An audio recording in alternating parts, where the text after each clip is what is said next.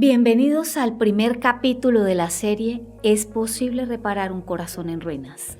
A través de sencillos mensajes iremos descubriendo la manera en que es posible tener un corazón sano, una mente preparada para protegerlo y vivir una vida plena pese a las naturales adversidades que la vida nos presenta. Antes de poder iniciar cualquier reparación es absolutamente necesario admitir que hay un daño evidente que precisa ser atendido y el daño del corazón no es la excepción. Para empezar, quisiera que se respondiera a sí mismo. ¿Ha sufrido al menos una ruptura, una traición o una pérdida? ¿Ha enfrentado por lo menos una batalla de la que no salió bien librado o ha tenido que asumir por una ocasión siquiera las consecuencias de una mala decisión? Coincidirá conmigo en que todos hemos tenido que atravesar episodios dolorosos sin importar qué tan jóvenes seamos o qué tan buenas sean las condiciones que nos rodean. Cada uno de nosotros tiene sus propias historias de guerra para contar, pero también cada uno tiene sus propias heridas. Algunas quizá hayan sanado, pero otras posiblemente sigan supurando y entorpeciendo nuestro avance a diario. El primer paso para reparar lo que está averiado consiste precisamente en aceptar que el daño existe y el segundo, en hacer un reconocimiento consciente de la gravedad que reviste.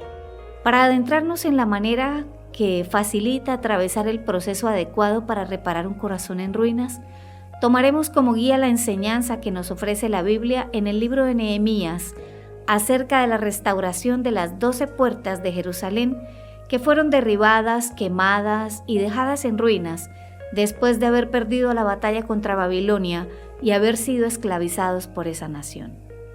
Veremos paso a paso cómo esta enseñanza está directamente relacionada con los aspectos de nuestra vida que requieren ser restaurados para que también nuestro corazón pueda recibir una sanidad integral.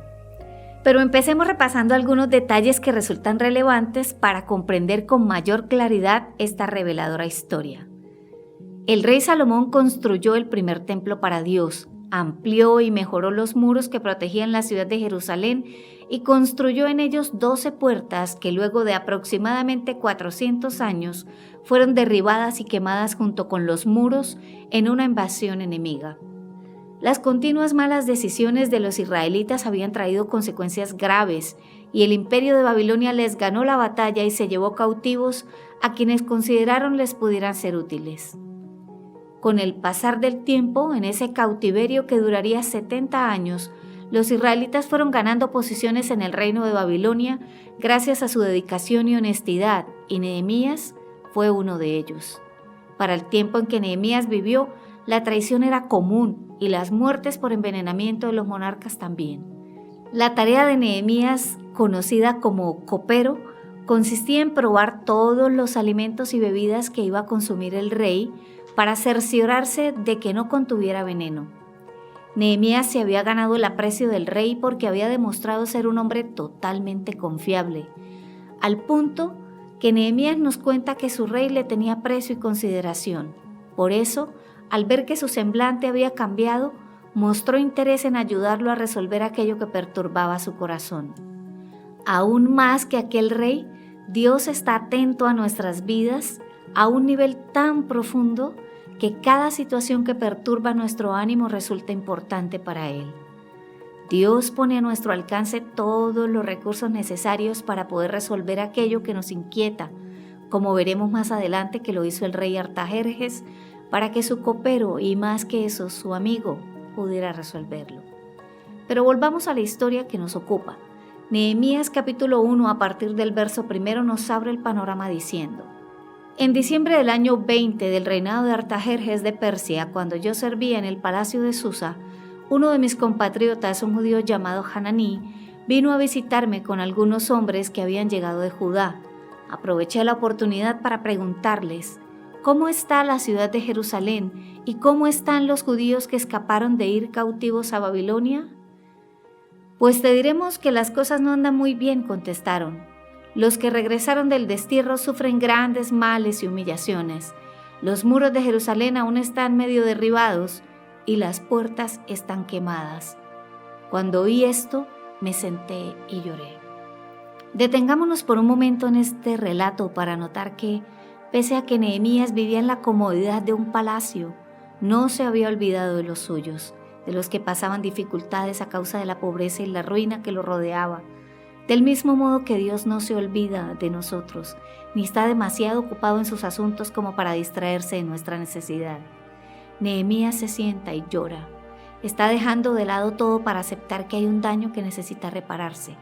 Todavía desconoce la magnitud, pero se apropia del dolor de sus compatriotas, no lo minimiza, lo sufre con ellos y decide que es necesario hacer algo al respecto.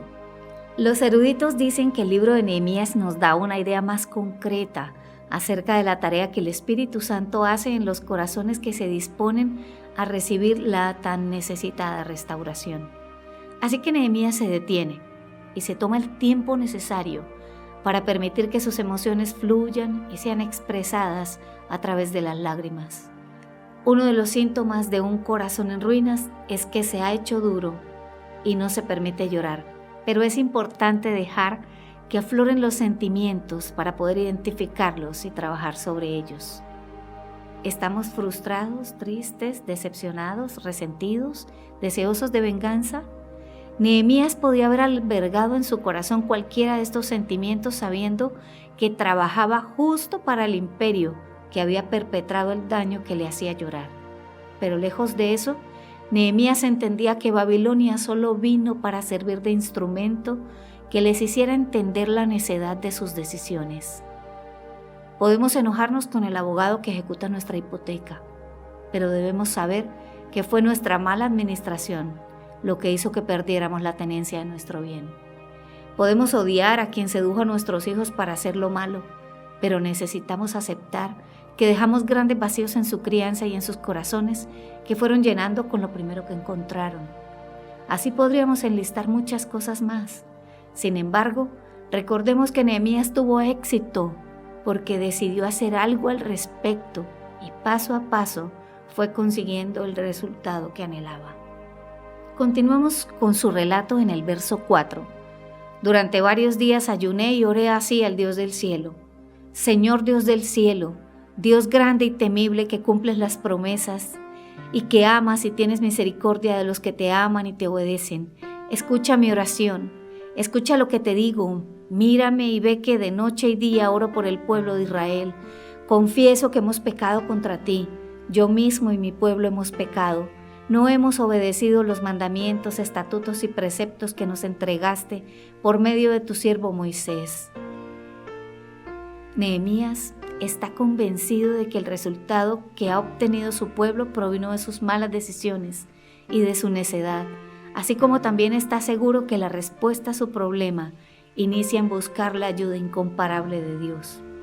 Posiblemente aceptar la responsabilidad que nos corresponde en los malos resultados sea algo que ninguno de nosotros quisiera hacer, pero negarnos a hacerlo, culpar a los demás, a la vida, a las circunstancias o a Dios, nos va a impedir avanzar en el camino de la madurez y la sanidad de nuestro corazón.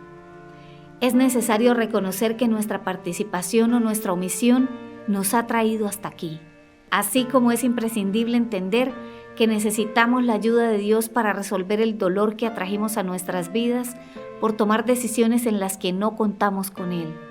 Pero vayamos más adelante en la declaración reveladora de Nehemías en medio de su sincera oración. Le dice al Señor: recuerda que le dijiste a Moisés, si ustedes pecan los esparciré entre las naciones, pero si se vuelven a mí y obedecen mis leyes y las ponen en práctica, aún de los rincones más lejanos del universo a donde hayan sido llevados, los haré regresar a Jerusalén, porque Jerusalén es el lugar que he escogido como mi lugar de residencia. Nosotros somos tus siervos, somos el pueblo que rescataste con tu gran poder. Señor, escucha mi oración, escucha la oración de quienes se deleitan en darte gloria y honra. Te ruego que me permitas tener éxito cuando me presente ante el Rey con mi petición. Haz que el Rey me atienda y me trate bien. Qué linda oración la de Nehemías. Primero reconoce que Dios es fiel y que ha cumplido su parte, pero también admite que las consecuencias que los han alcanzado provinieron del comportamiento de ellos. Fue su responsabilidad. Dios cumple sus promesas, siempre lo ha hecho y siempre lo hará. Dios está dispuesto a transitar con nosotros el camino de vuelta por el que nos desviamos y a darnos las herramientas necesarias para lograr reparar lo que se ha dañado, sea el amor propio, la armonía de nuestras relaciones conyugales, familiares, personales, sea nuestra confianza en un futuro mejor o más que eso, nuestra comunión con Él, sea que todo sea tan complicado y parezca tan imposible que nos abrume y solo podamos llorar. Debemos tener la convicción de que Dios es fiel a su promesa de ayudarnos. ¿Hay un daño? Sí. ¿Vamos a repararlo con la ayuda de Dios? Por supuesto que sí. Nehemías supo que era Dios el único que podía abrir las puertas necesarias para avanzar en el proceso de reparación. Por eso su primera acción es buscar la ayuda de aquel que tiene el poder suficiente para hacer realidad lo imposible. En nuestro siguiente episodio veremos el segundo paso para reparar un corazón en ruinas y cómo empezar a aplicarlo en nuestras vidas. Nehemías concluye el primer capítulo diciendo: yo era entonces el copero del rey, lo cual nos revela que entiende que la respuesta viene de Dios, pero valora la posición en la que se encuentra para iniciar desde allí toda su valiente hazaña restauradora. Señor Dios nuestro, venimos delante de ti para reconocer tu inmenso amor y la gran bondad con la que nos recibes y escuchas nuestras oraciones. Reconocemos que nos hemos equivocado al pretender vivir la vida basados en nuestras propias decisiones, confiados en nuestra limitada capacidad humana. Y hoy, que hemos recogido las consecuencias de dichos actos, te pedimos que perdones nuestra ignorancia y nos ayudes a reparar nuestro cansado y roto corazón, sabiendo que tú eres el único que tiene el poder y el buen deseo de hacerlo. Reconocemos que nuestro orgullo, nuestra falta de perdón, nuestra envidia, el negarnos a tomar las decisiones correctas, aun cuando las hemos identificado, ha dañado nuestra relación contigo, con el prójimo y con nosotros mismos. Necesitamos tu ayuda, Señor. Danos el entendimiento suficiente para reconocer el tamaño del daño, así como la fe, la conciencia, la determinación y la fortaleza necesarias para repararlo. Nos entregamos confiados a ti, en Cristo Jesús. Amén y amén.